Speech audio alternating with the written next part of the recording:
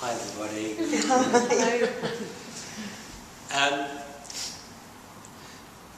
Topic for this week is solitude. Again, where did it come from this week? Well, I hadn't really determined anything, and yesterday it was very nice. I'd been invited to do a mindfulness workshop for the Carers Support organisation. I noticed that over in Ashford, and I hadn't come up with anything before then, and I thought something will happen during the course of the day that will trigger something. And it was a really good session. People were all fantastic, and I hope they got a lot from it. And we sort of did the session, and nothing kind of came up from it that was appropriate. And then, but one of the things that we sort of talked about a little bit was we talked about people and being with people, and it reminded me of things that we talked about over the previous few weeks. It's something that had come up when we talked about people coming together. And then I started thinking a bit about the flip side of it, and loneliness and solitude. And I suppose it came up as well because these are carers, and they care for people with a variety of different issues. Some people were there and they're caring for elderly relatives that had dementia. Why did you look at me when you said that? I'm looking around the room. No, I don't need to single anybody out, Carol. I'll put you on the spot. It's so difficult. I'll just stare at the floor. And I was thinking about how lonely that must be. To both to be somebody that suffers, and also to be somebody that perhaps is dedicates so much of their time and their energy and their life to providing care and support and looking after, and that must can potentially be quite lonely, which got me onto thinking about solitude. My plan this evening is, as I suppose, in line with the formula as it has developed over the past weeks, is we'll talk a bit about the negative side of it, and then talk about the positive side of it, if there is one, and then how mindfulness comes into play or relates to it, and generally how mindfulness relates to the topic. So we'll see how we get on. As always, I don't have a plan. I just make it up as I go along. That's what I did yesterday. They asked me to do 3 hours. Oh. And I didn't want to say no. I thought, well, okay, I'll say we'll do 3 hours. And I'd planned some stuff for how the session could go, but I was still thinking 3 hours is a stretch. I mean, I can talk. I can talk. I'm all right. I can sit in front of people and I can talk. So I thought we should be all right. And it was great. We got rolling, and I'd said we'll break for coffee at 11 o'clock. And before it felt like I'd paused for breath. I looked round at the clock and it was 20 past 11. I thought, hey, we're doing all right. We'll have a break now. That's 20 minutes. I've only got to do another hour. But it was fine, and it probably could have gone on longer. It was good. It was like this, where people contributed and chipped in and provided some of their experience and asked lots of questions, which was really nice. So it was a very collaborative session, which was nice. Well, let's begin with a little exercise, and then we can think a bit and talk a bit about solitude.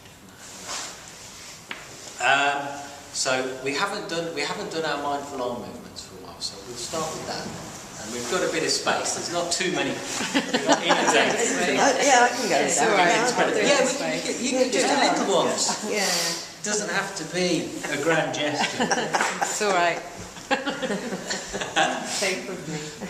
Well, we'll have to have dumbbells and then you can have a little workout. So what we do is we breathe, we connect with our breath, and we start by just being aware. Eyes open or closed, it's entirely up to you. Just begin by connecting with your breath and being aware of breathing in and breathing out.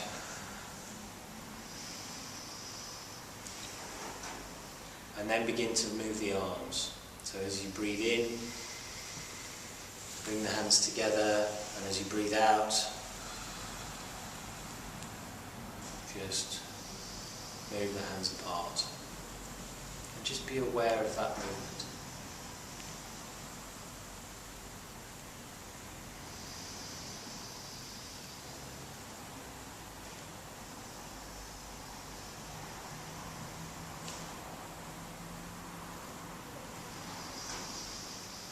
Be aware of the different points, so aware of the point when the hands meet at the top, and aware of them meeting, and aware of that being the climax of the in-breath.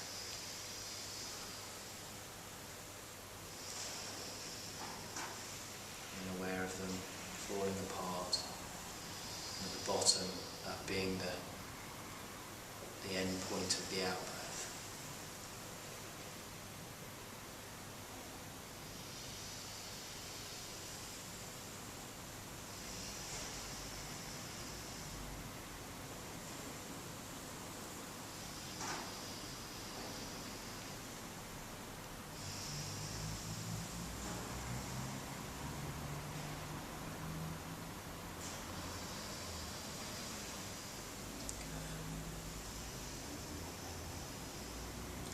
You may relax and open your eyes. So while I was thinking about solitude and I suppose particularly mindfulness, I was reminded of a book. Now this isn't a book I have read. It's one I should read, but it's not one I have read. But there is it's one that John Kabat-Zinn often talks about, who's a name I've mentioned before, is the American mindfulness guru, for want of a better word. And he talks about a book called On Walden Pond, or From Walden Pond, on the other. And it's by a gentleman called Henry Thoreau, who is an American writer, philosopher, poet, I suppose to a political activist as well, to an extent.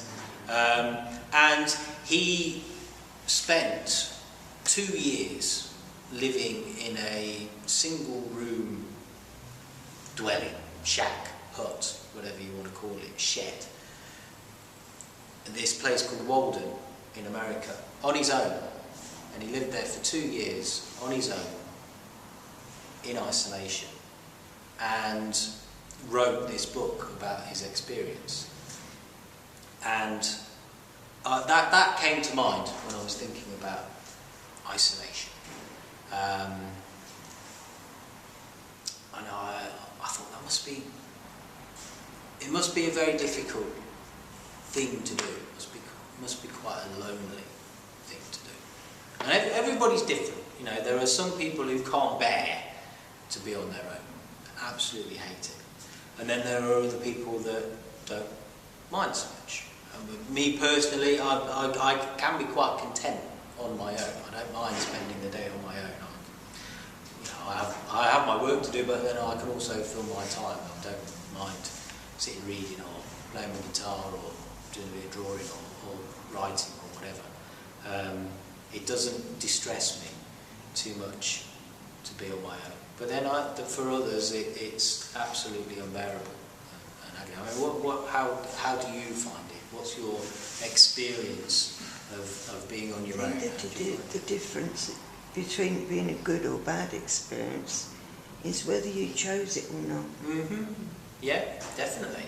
You know, if you choose to spend a day on your own doing whatever, I used to do, if I wanted to do painting, for instance, mm-hmm. I would organise the day where I would happily be on my own. Mm. To be thrown into a situation that you didn't want to be on your own was a different ball game altogether. Mm.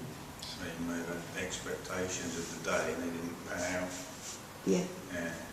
Well, I suppose, yes, I suppose when it's a different matter, isn't it, when it's more enforced. Yes. Whether that's through illness, which kind of prompted me to think of it, based upon what people were talking about in the session I did yesterday. And also, there was a gentleman that was there that was, he was just a volunteer that was helping out, and he was a lovely fella. But he lost his wife 4 or 5 years ago. He was talking to me about it, and so he's now on his own. Absolutely. And has thrown himself into charity every day. He volunteers, which is what I've done. For a but at the end of the day, you're still on your own. Yeah, and that's what he was. I suppose that's what triggered it. Yeah, because he was kind enough to give me a lift back to the train station to come home, and he was saying, because I asked him about the other activities that he was doing. He said, "Oh well, I on a Monday I'll do this, and then Tuesday I'll volunteer for this." He said, "But then it's always the same every day. At the end of the day, even though I've been out and busy and meeting people and doing all that kind of stuff, I go home to an empty house." Absolutely. And he doesn't have pets or anything like that. And he was saying that people have said to me, I should get a pet, but that would restrict me, and I wouldn't be able to. No, it doesn't. I wouldn't be able to go off and do stuff. So I go back, and the house is empty. I love having my pets because I just go outside and talk to them. Yeah. Because like during the day, when my youngest went to school, I really struggled. Like everyone went, "Oh, you'll love it," and I didn't. I absolutely hated not having my little friend there. So I really struggled. I think for about a year. Then we moved house. So when we moved house, I then got a cat, and it just made the world of difference. It's just another living something around you, and I isn't talk it? to him. Now I'm the mad chicken lady. I go and talk to my chickens. Talk back to me.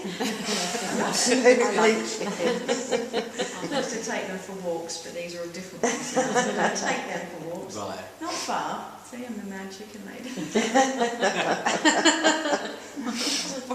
It's just a label. Don't be defined by the label.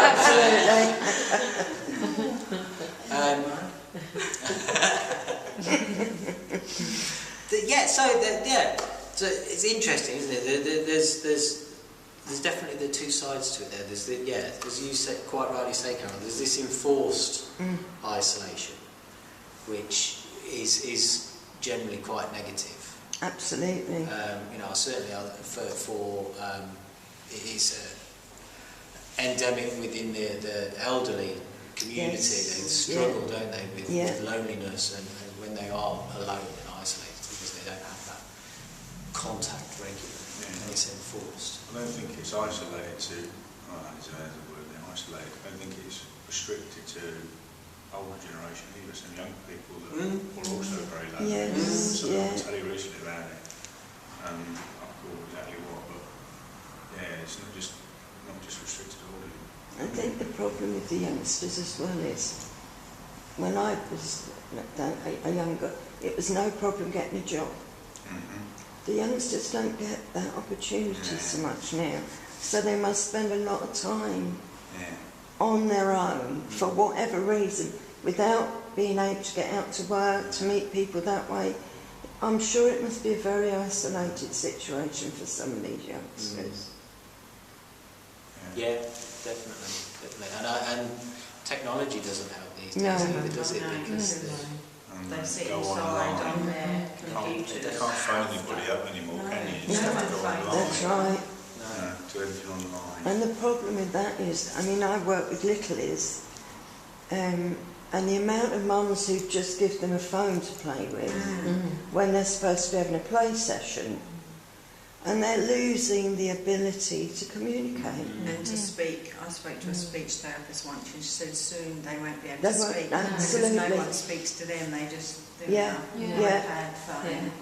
She said it will be very sad. Yes, they are losing the ability to communicate. And interact, I think, as well. Yeah, they're becoming very insular. And of course everyone else on Facebook has a perfect life. Oh, of I'm course. so depressed when they put other people on Facebook. Yeah. If you're not having a perfect life, Yes. it's huge depression. Yes. Yeah. That's just That's isolating. Cause Yeah. Oh, it is. Yeah. I'm not having that life and I'm not, Yes. Yeah, I think it's a problem that's going to get worse and worse. There's someone on the TV said in solitude is about as 15 cigarettes a day if you have. Really? The pandemic. Right, Isolation. Yeah, but there's different words, isn't there? Solitude, for me, is the thing I walk towards, you know. I think Like solitude is a isolation is the positive thing word, that I impose on isolation is the myself. negative. Solitude Yes. to me sounds peaceful Yeah. and Yes. calm and Yeah. quiet. The other one is the negative side. Well, that's it. Yeah, I mean that's Yeah. what I was.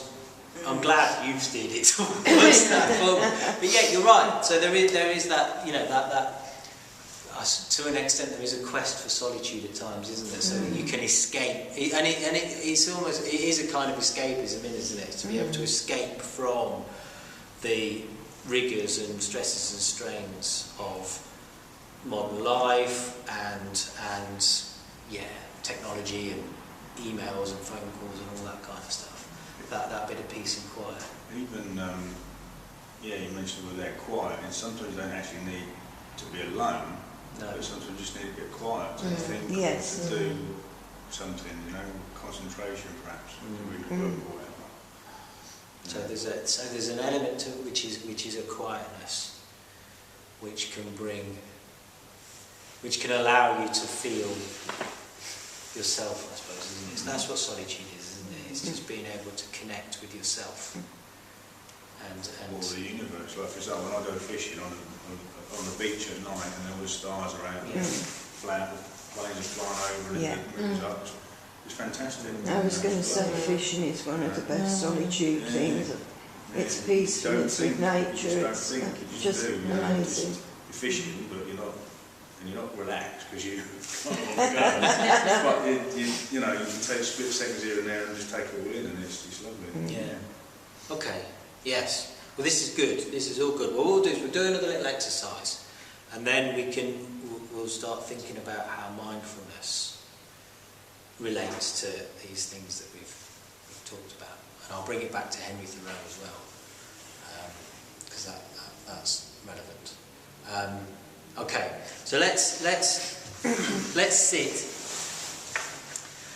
We'll do our sitting exercise, and we'll start by just having a look around, seeing what we can see. And you don't have to look up, everybody goes like that. Looking for divine instructions. I know what you look for, to see if the bulbs are I going do. to change. I do that. Yeah, it would be coming a year and it's not been working all that time. That's from running restaurants. Sorry, Jim. That's not very mindful. Well, no, it's awareness. Yes, it is Your awareness. It is fine. awareness. And when you've had a look around, you may close your eyes and you can turn your awareness to the weight of your body sat in the chair. Aware of gravity pulling down through the spine, pulling the bottom down into the seat. Gravity pulling down through the legs and the feet connected with the floor.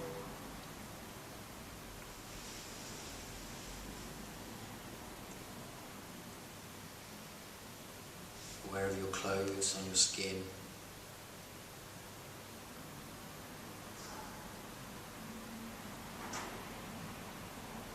Aware of that faint movement of air.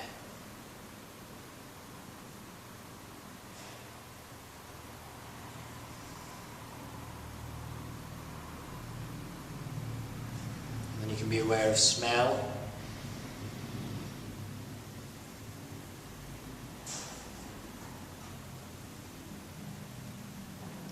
Aware of taste.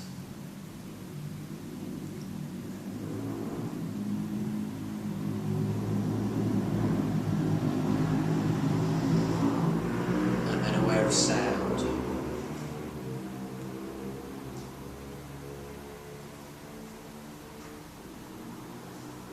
And for the next few moments, just listen. If the mind wanders, it's okay. Just bring the awareness back to listening.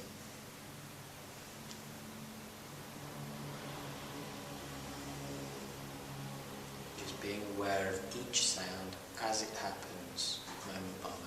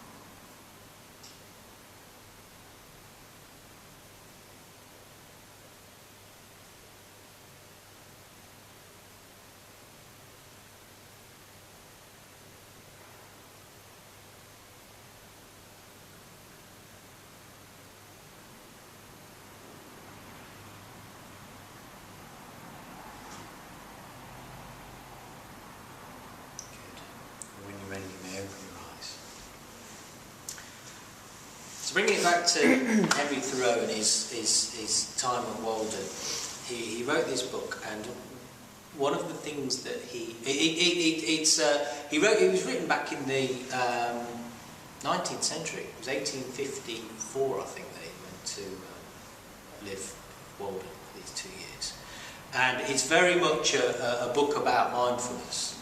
He spent his time developing his awareness. And over the course of the 2 years, the book is written from the perspective of 1 year, and he breaks it down season by season, but he wrote it over the course of the 2 years and then subsequently edited it. But he wrote about what he was aware of. So it's very much about him being mindful in the landscape and being aware of the landscape, aware of what he could see, what he experienced, how the seasons changed, and it was about the premise was that he wanted to live a simple life. So he had this simple abode.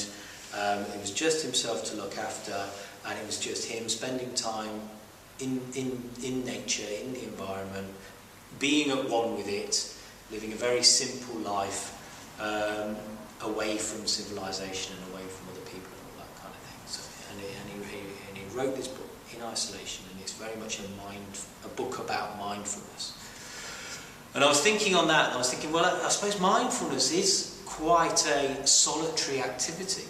You know, I know we meet as a group and we practice together as a group, but at the heart of mindfulness is the fact that you sit or stand or do or whatever it is that you might be doing, and are aware of your present moment, isn't it? Mm-hmm. You know, I can't be aware of the present moment as you experience it or as you are aware of it. I can only experience it as I am aware of it, mm-hmm. And my own awareness. And particularly if your mindful practice is looking inward, you know, perhaps looking at being aware of how you feel or how you're thinking, that is a very singular and almost isolated activity.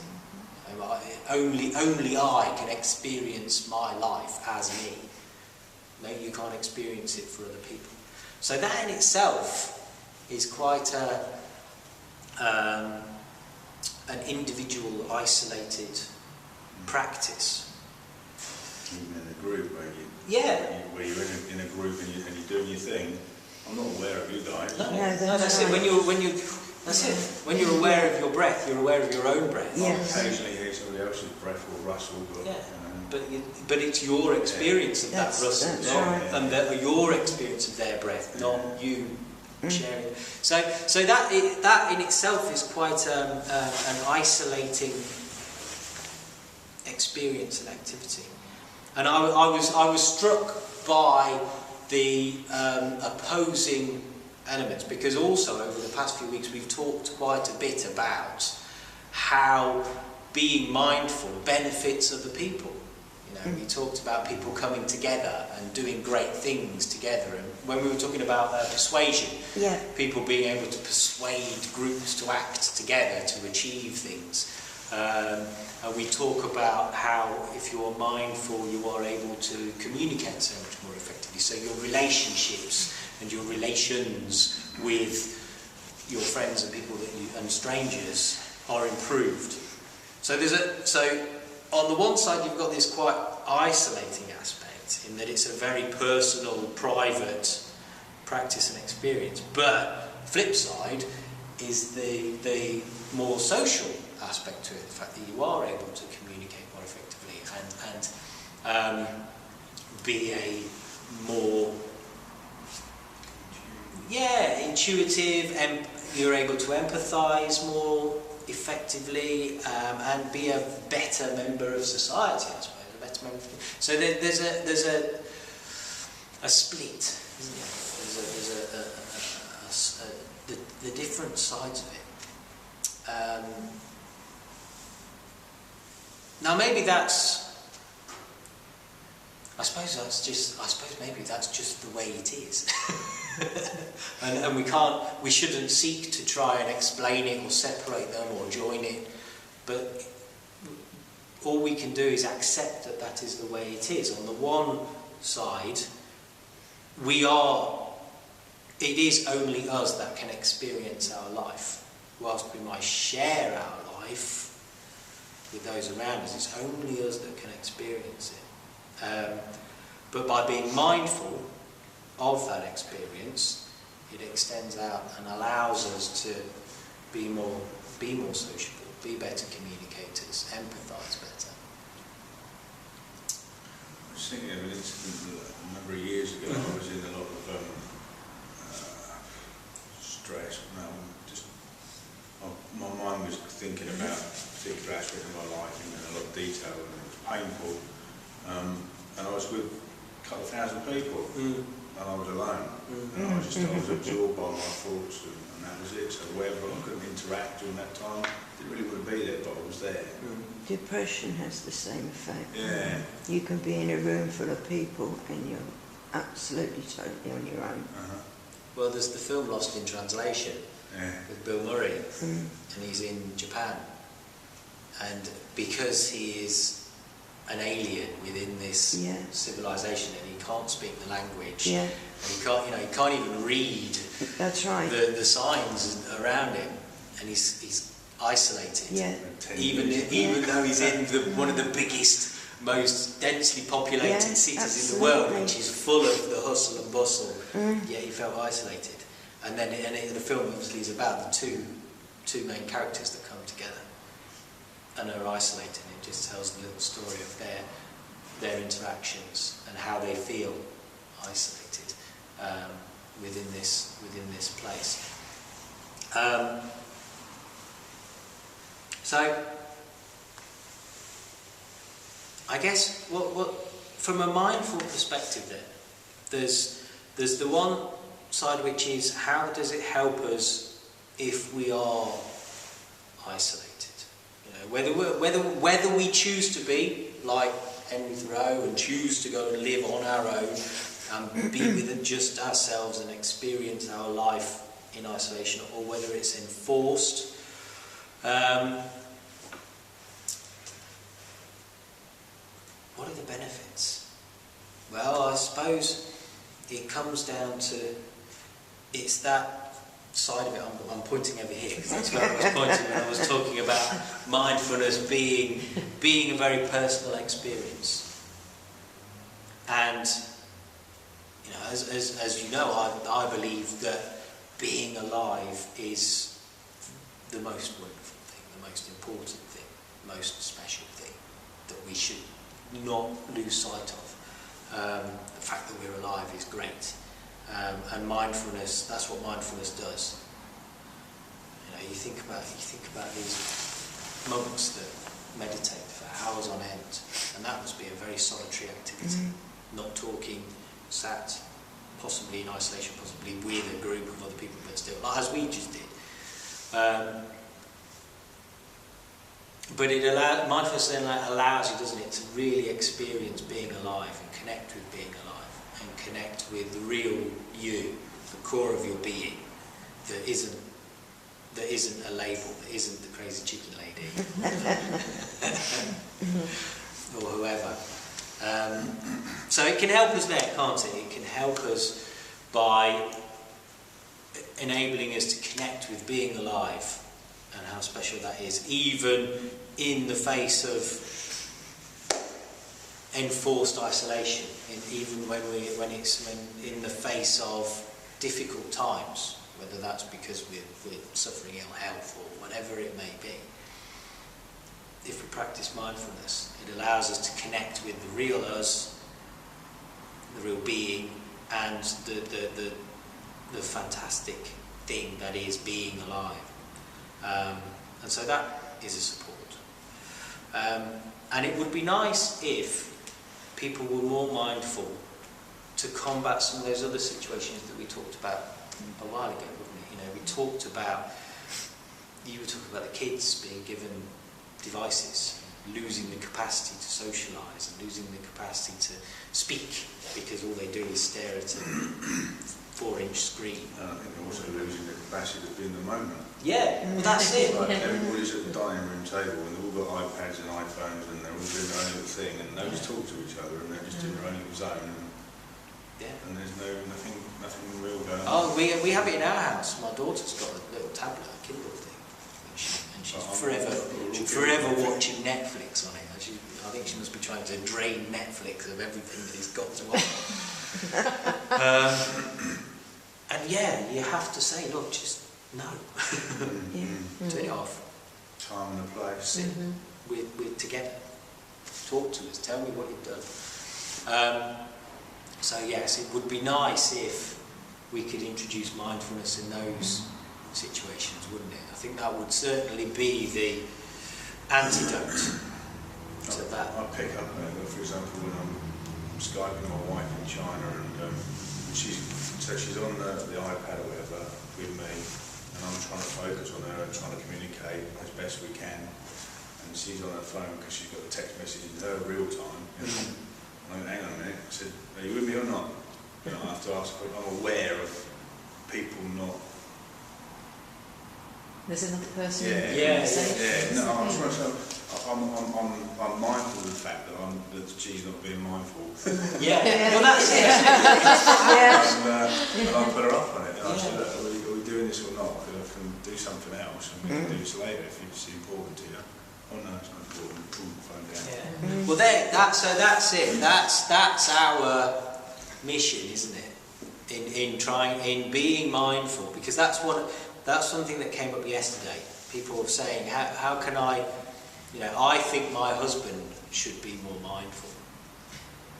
How can I make him be mindful? I said, well, you can't sit there and say you need to be more mindful, or you should sit and do this particular exercise. It doesn't work like that. You can't enforce it on people. The only thing that you can do is to be mindful yourself, and then they will pick up on it because you are present when you're talking and responding to what they say and showing that you're listening because you're mindful. They will pick up on that, and they will in turn develop those skills themselves. So it's like you're saying, by all you can do is to be mindful yourself, so that you're able to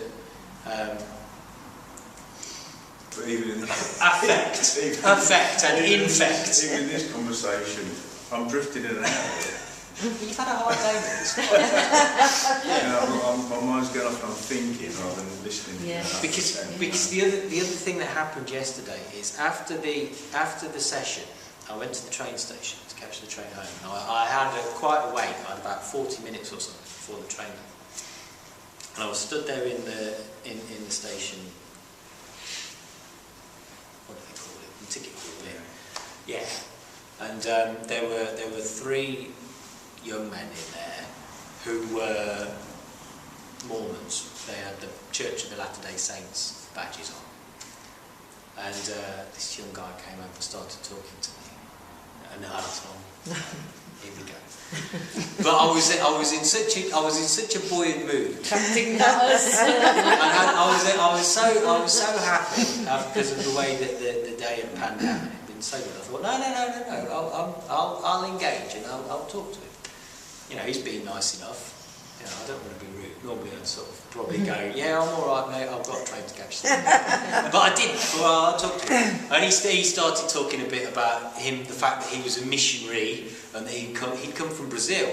He lived in Rio. He was a Brazilian lad that had come over, and he was a missionary, and he was going around obviously promoting his faith, and he was asking me about faith and this and that. So I started giving him a bit of spiel about the present moment and how if you believe in God, then God is present in the present moment, and it's not some beady bloke on a cloud. It's all matter, all energy, all life contained within this present moment. He sort of was looking at me. I was going to use that. Are you take the call? Yeah. Are you listening, or are you just thinking this bloke doesn't know what he's talking about? He needs to follow. What's he been smoking? Yeah. But yeah, but he was talking about being a missionary, and I thought, in terms of the act of being a missionary, about going out and spreading the word, I thought that's what I'll do, but from a mindfulness perspective. That's what this is. This is me being a missionary. So I kind of would invite you all to become little missionaries and just be not by preaching, because that's the thing, isn't it? We don't like it when they knock on the door.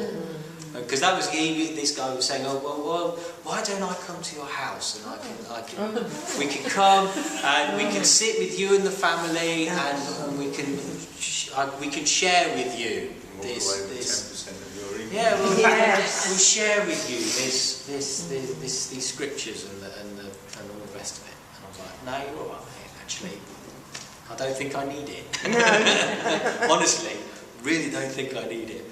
But but I thought, all right, rather than be a missionary in that sense, where you enforce yourself on it, just be a missionary where you just lead by example, by being mindful. That is the act of.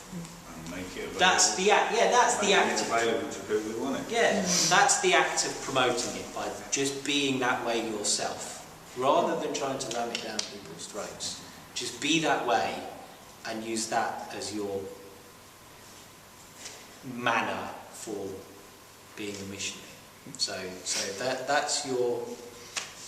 Do with that as you will. But I would invite you, I'm not ramming it down, I would invite you to be mindful missionaries that are just mindful people, mindful beings, so that others pick up on it without being given a pamphlet or without inviting them into your home or inviting yourself into their homes, but just by being that way, so that when people are disconnected because they're playing with their phone or whatever, they just it's nice again Skyping my eldest daughter, she's 4 and a bit, and I get to breathe and she's in the sky.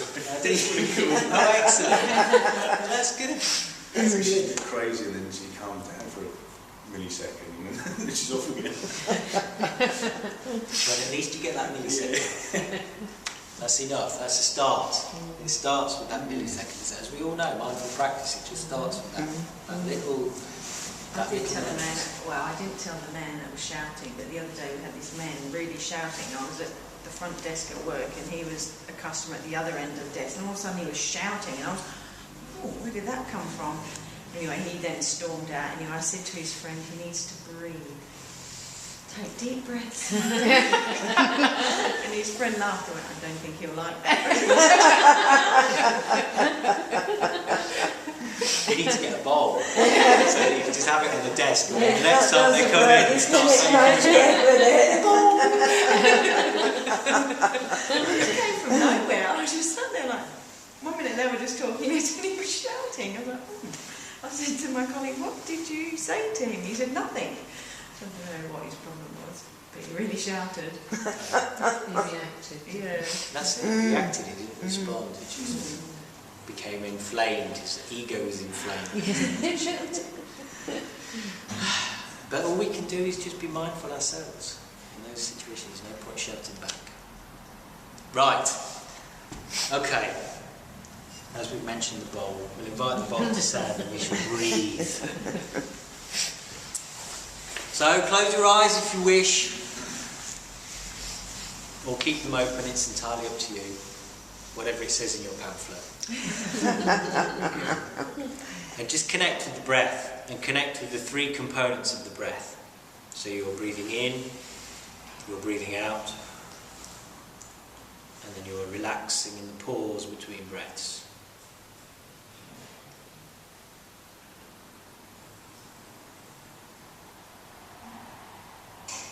Be aware of the air entering your body, aware of the air leaving the body, and aware of the moment of peace in between.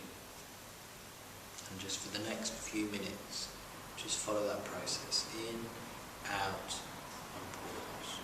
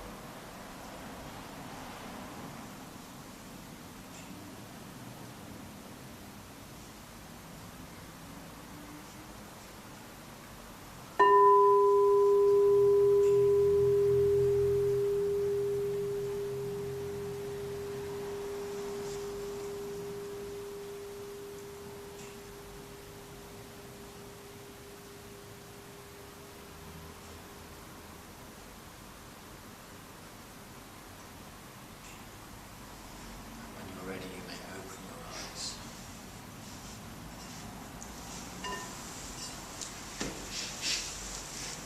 Well, thank you everybody, lovely to see you. Thank you very much.